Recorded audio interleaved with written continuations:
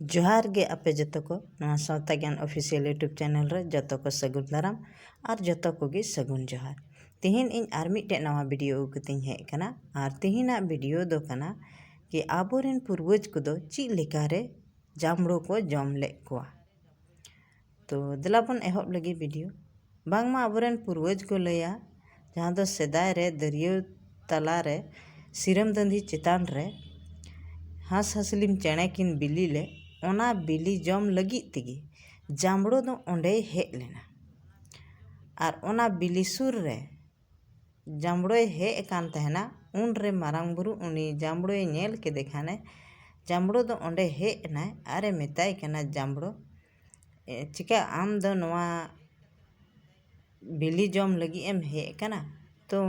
जामड़ो दो हे किदा तो उन रे मारांग बुरु मेता दिया कि आम दो चिकाते निना बड़ी एम मोने किदा से निना गलतीम सोचाव किदा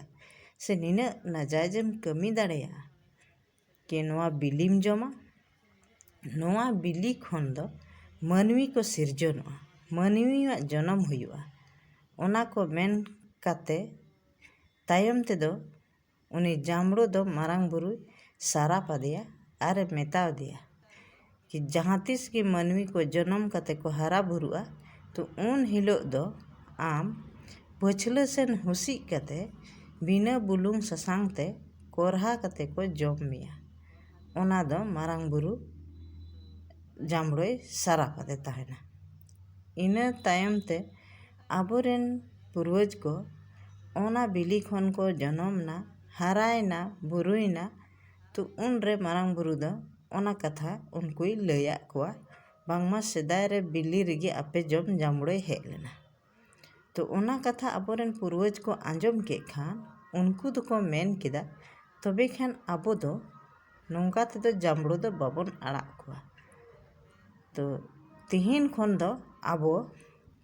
जामड़ो दो देबन जम कोआ। तो उन खन गी